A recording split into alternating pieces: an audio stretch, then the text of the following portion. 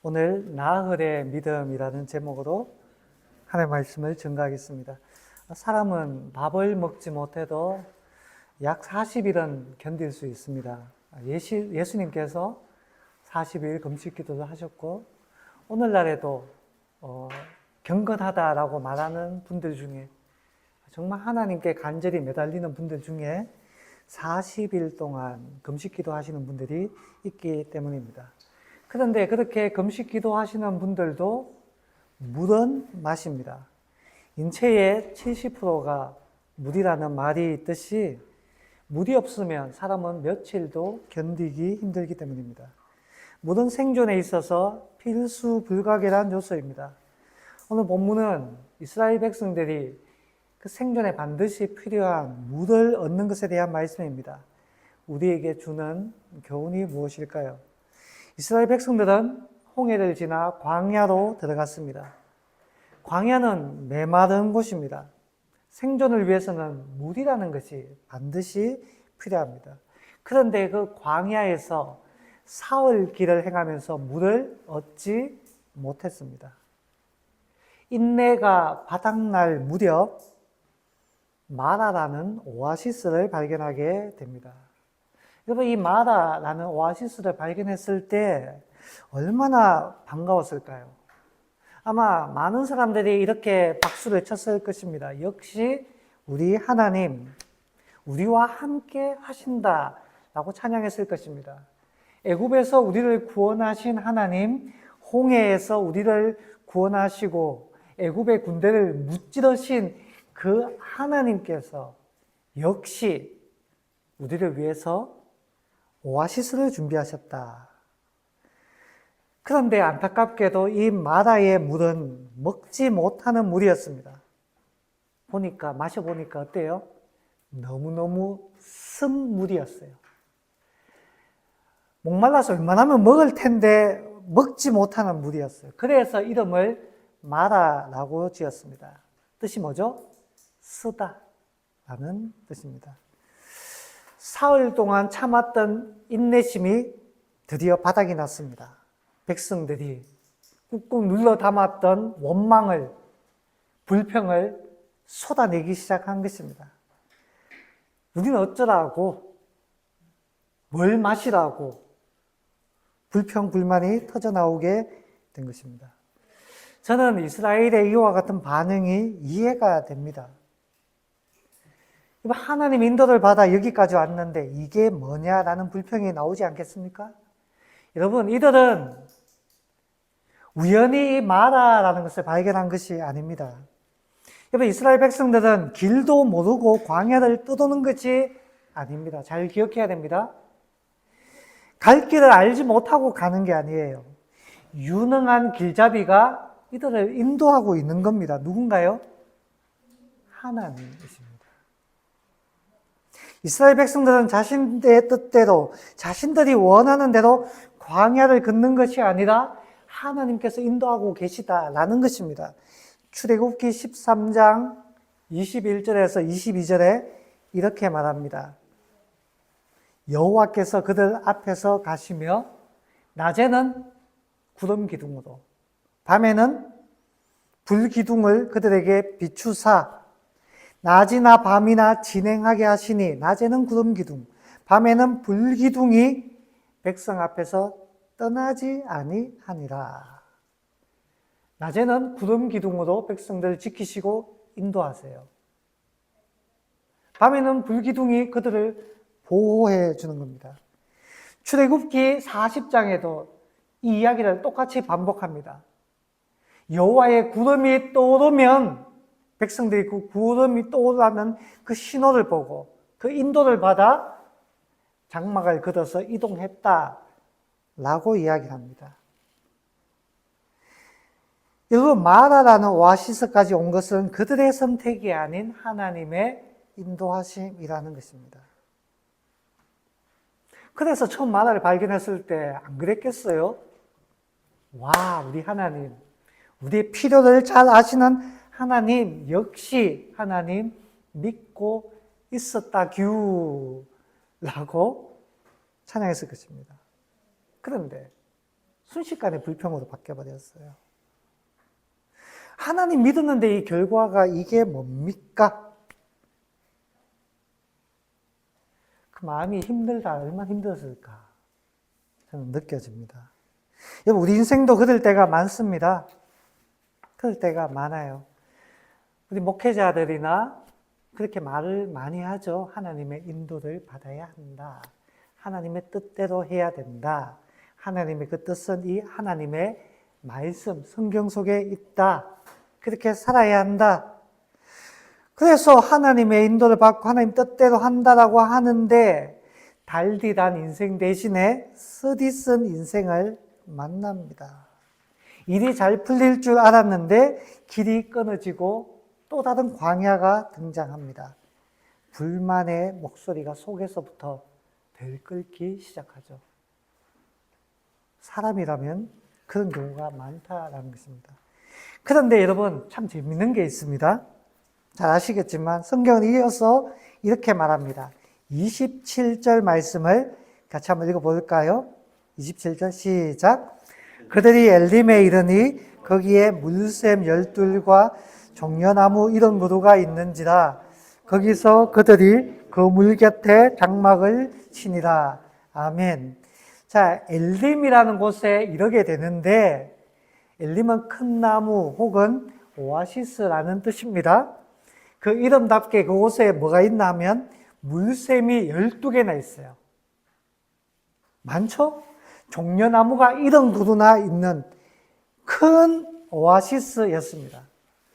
그렇다면 이 마라에서 엘림까지 거리가 어느 정도 되었을까요? 학자들은 흔히 말하기를 약 17km 정도 되었을 것으로 봅니다. 17km. 걸어서 가면 몇 시간?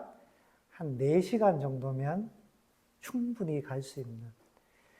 어린아이들하고 노인들까지 다 데리고 간다 하더라도 하루끼리 채 못 되는 거리입니다. 여러분, 하나님께서 이스라엘 백성들을 마시게 하실 물을 공급하려고 했던 곳은 어디입니까? 바로 이 엘림이라는 곳입니다. 하루만 더 가면 되는 곳이에요. 마라는 엘림으로 가기 위해 거쳐가는 길목이었습니다. 그런데 엘림을 보지 못하고 이 마라에서 멈추어서 불평을 늘어놓는 것입니다. 어떤 목사님은 이와 같은 이스라엘의 믿음에 대해서 어떤 목사님이 이렇게 표현했어요. 사흘의 믿음. 그리고 말합니다. 나흘의 믿음이 필요하다. 라는 제가 설교를 잠시 본 적이 있어요. 참 공감이 되는 말씀이었습니다. 왜 사흘의 믿음밖에 없느냐라는 것이죠. 나흘치 믿음이 있었으면 되었을 텐데. 그런데 저는 생각해 봤습니다. 여러분, 우리의 믿음은 언제나 사흘치 믿음입니다. 우리의 믿음은 나흘의 믿음이 아니에요. 사흘분밖에 없습니다. 그렇지 않습니까? 저만 그런가요? 우리는 믿음이 부족합니다. 마가복음 9장에 보면 이런 이야기가 있습니다. 예수님께서 산으로 기도하러 가셨는데 제자들만 산 밑에 남아 있었어요. 그런데 그 산 밑에 남아있는 제자들에게 누군가가 한 아이를 업고 헐레벌떡 달려옵니다. 아이가 귀신 들려서 거품을 물고 있는데 내 아들 좀 살려주세요 라고 제자들을 찾아온 것입니다. 아들을 업고. 그런데 제자들에게는 믿음이 없었어요. 못 고쳤습니다. 예수님께서 산에서 내려오시자 그 아버지가 예수님께 매달리는 겁니다. 예수님 말씀하십니다. 믿음이 있다면 능치 못할 일이 없느니라. 믿음이 있다면. 그때 아버지가 했던 그 말이 저는 너무너무 제 폐부를 콕 찔러요. 아버지가 이렇게 얘기합니다. 주님 앞에 간절히 외쳐요. 주여 믿나이다. 그러면서 한마디 더 합니다. 나의 믿음 없음을 불쌍히 여겨 주옵소서. 나의 믿음 없음을. 아버지의 믿음은 얼마치입니까? 나흘치의 믿음이 필요한데 사흘치의 믿음밖에 없는 거예요. 나의 믿음 없음을 불쌍히 여겨 주시옵소서.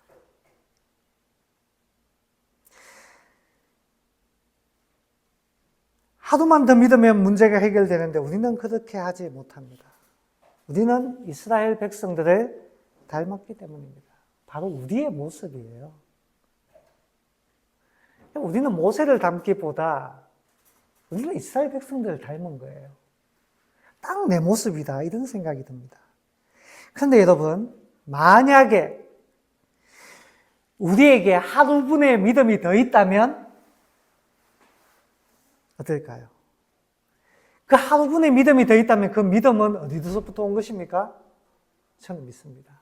하나님께서 선물로 허락해 주신 믿음인 겁니다. 네 자신의 믿음은 3일치밖에 없으니 내가 하루치를 더 베풀어 주겠노라. 그래서 에베소서 2장에 보면 믿음은 하나님의 선물이라고 했습니다. 우리에게는 그 하루치의 믿음이 더 필요한 겁니다. 그래서 우리는 기도해야 되는 거예요. 하나님, 제게는 하루치의 믿음이 부족합니다. 하루치의 믿음을 더 주옵소서. 그래서 그 엘림을 만나게 해 주옵소서. 우리는 나흘의 믿음을 얻지 못하고 사흘에서 넘어집니다. 그런데 여기서 제가 한 가지 더 이야기하고 싶어요. 중요한 것이 있습니다. 하나님은 우리가 사흘치밖에 없다는 것을 하나님은 너무너무 잘 아십니다. 여기에 은혜가 있는 거예요. 그래서 준비한 것이 있습니다. 마라의 선물을 하나님께서 고쳐주시는 거예요. 모세에게 명령하여서 한 나뭇가지를 던지자 선물이 단물이 되어 마음껏 마실 수 있게 된 것입니다. 여러분, 성경에는 이 마라라는 이름이 한 번 더 등장합니다. 훗날에 룻기에 나오는 나오미입니다. 나오미는 이스라엘에서 살다가 너무너무 힘들어가지고 좀 잘 살아보려고 저기 모압이라는 나라로 이민을 간 여인이었어요. 남편과 두 아들을 데리고 이민을 갔는데 이민을 가서 잘 되었을까요? 아니, 폭삭 망했습니다. 남편도 죽고 두 아들도 죽고 혈혈단신이 남았어요. 그나마 따르는 며느리가 한 명 있어서 진짜 여러분 4명이 갔다가 2명만 돌아오게 됩니다. 그 중에 한 명은 며느리죠. 돌아오게 돼서 고향 사람들이 야, 나오미야 하니까 나오미가 이야기를 하죠. 나를 나오미라고 부르지 마라. 내 인생은 너무너무 쓰디섰다. 그래서 나를 마라라고 불러라. 쓰다라는 겁니다. 내 인생이 너무. 그런데 이 쓰디선 이 인생을 가진 나오미를 하나님께서 어떻게 바꿔요? 달디 단 인생으로 새롭게 바꾸어 주십니다. 며느리 룻을 통해 저는 룻이 이 나뭇가지인 것 같아요. 하나님 나뭇가지. 이 나뭇가지 드니까 선물이 단물이 되었잖아요. 이 룻을 통해서 다시 아들을 얻게 돼요. 나오미 아들이 됩니다. 그리고 그 아들을 통해서 누가 태어납니까? 뒤에 다윗이 태어나게 됩니다. 나흘분의 믿음이 없기에 사흘분만의 믿음을 가진 우리의 삶을 하나님의 은혜로 고쳐주셔서 우리가 살아가게 하시는 거예요. 살아가게 하시는 겁니다. 저는 여기서 큰 은혜를 받았습니다. 너 왜 나흘분의 믿음이 없냐? 라고 책망하는 대신 여기 보면 책망하는 장면이 단 하나도 나오지 않습니다. 너무 잘 아시기 때문이에요. 사흘째밖에 없냐? 라고 책망하는 대신에 고쳐주십니다. 우리의 약함을 너무너무 잘 아시는 거예요. 여러분, 지금 이스라엘은 어린아이와 같습니다. 영적 어린아이입니다. 이번 어린아이를 생각해 봅시다. 등산을 가는 경우가 있습니다. 어렸을 때 경험 때문에 아무도 안 가려고 해요. 근데 데리고 가면 애들 입에서 항상 나오는 말이 뭐, 아빠, 언제까지 가야 돼? 그럼 이야기하죠. 조금만 더 가면 된다. 한참 더 갔는데 끝이 안 나잖아요. 아빠 언제까지 더 가야 돼? 아, 조금만 더 가면 돼. 못 가라고 이야기 나옵니다. 못 가. 없고 가. 어린아이들은 투정을 부립니다. 발을 동동 물어요. 못 가. 왜냐? 아이이기 때문에 그렇습니다. 아이이기 때문에. 그런데 비슷한 일들이 군대에서도 있습니다. 행군을 하다 보면 이 산을 오르는 경우가 참 많아요. 특히 밤에 행군을 많이 합니다. 저기 산길을 굽이굽이 올라가다 보면 저기 모퉁이가 보이거든요. 보면 꼭 정상인 것 같아요. 그러면은 앞에 인도하시는 분이 이야기합니다. 신병들을 달래면서 다 왔다, 다 왔어 라고 이야기합니다.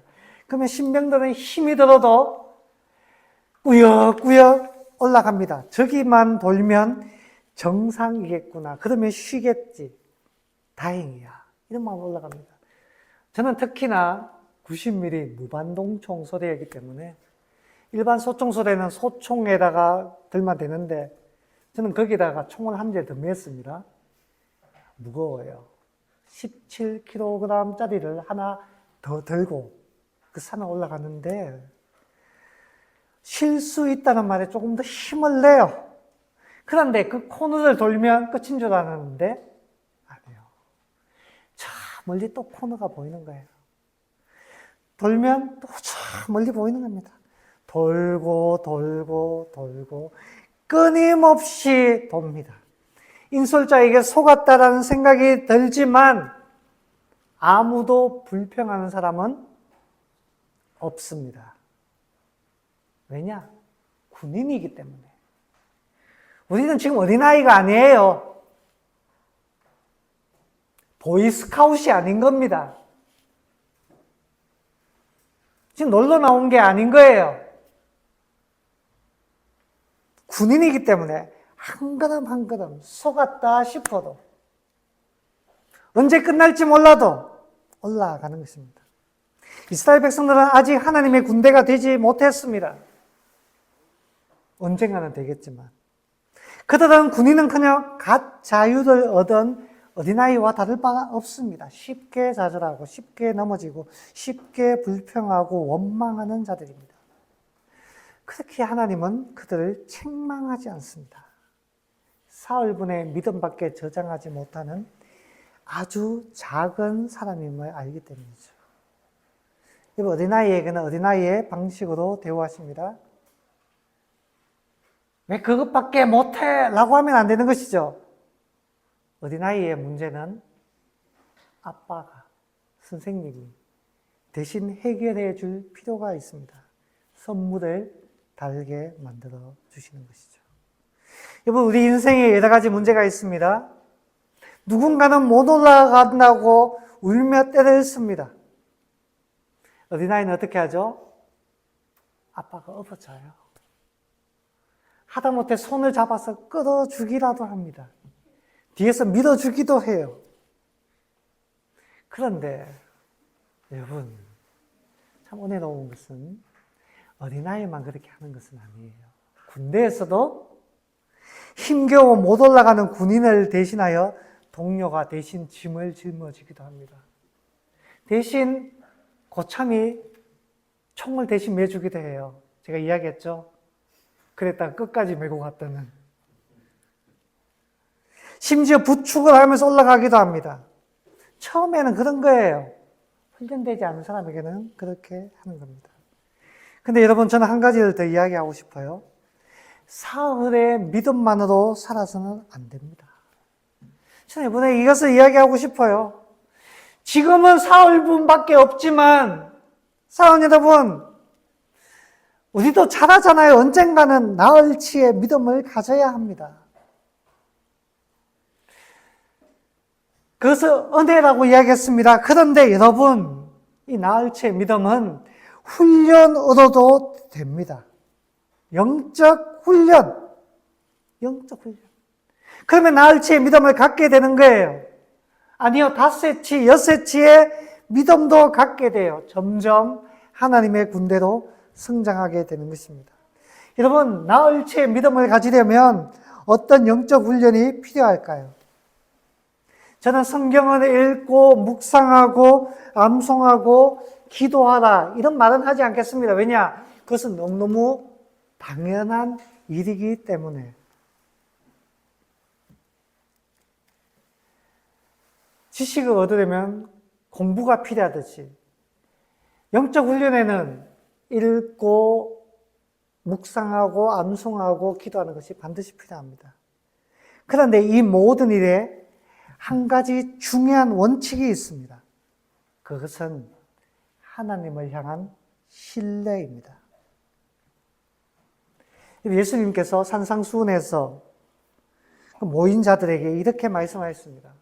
하나님께서 공중에 나는 새도 먹이시고 들에 핀 백합화도 입히시는데 하물며 너희일까 보냐.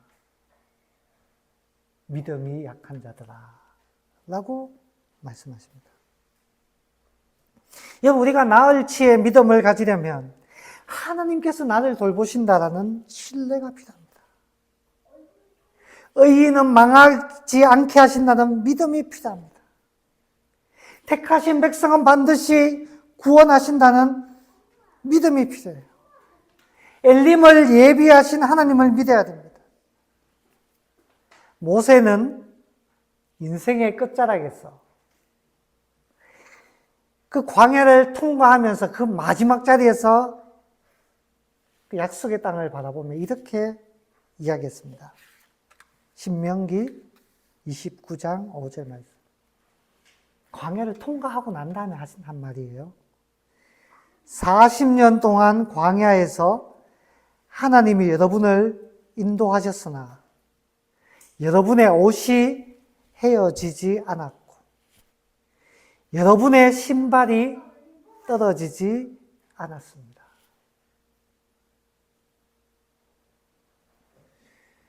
광야를 되돌아보니까 하나님께서 우리의 삶을 어떻게 돌보시고 인도하셨는가를 선명하게 보게 된 것입니다. 이스라엘 백성들 모두가 공감할 수 있는 이야기였어요. 자, 여러분, 말씀을 맺습니다. 우리는 발자국이라는 예화를 너무너무 잘 알고 있습니다. 나 혼자 걸어온 것 같은데 알고 보니 하나님께서 나를 업고 오셨다라는 고백이 바로 이 발자국이라는 예화입니다. 우리 자신을 돌아봅시다. 어떤 어려움이 있었는지 다 알 수 없지만 하나님은 우리 삶을 선하게 인도하십니다. 그리고 선 인생을 만날 때마다 하나님은 이겨내게 하셨습니다. 그렇다면 우리는 이렇게 살아보면 어떨까요? 마라라는 그 인생 앞에서 불평하기보다 하루치의 믿음을 더 가지고 묵묵히 하나님 어떻게 하시든지 순종하겠습니다 라며 하나님의 뜻을 따라가는 사람이 되면 어떨까요? 우리 인생 앞에 엘림이 기다리고 있을지 모릅니다. 그렇게 선하신 하나님을 믿고 따라가는 저와 여러분 될 수 있기를 주님의 이름으로 축원합니다.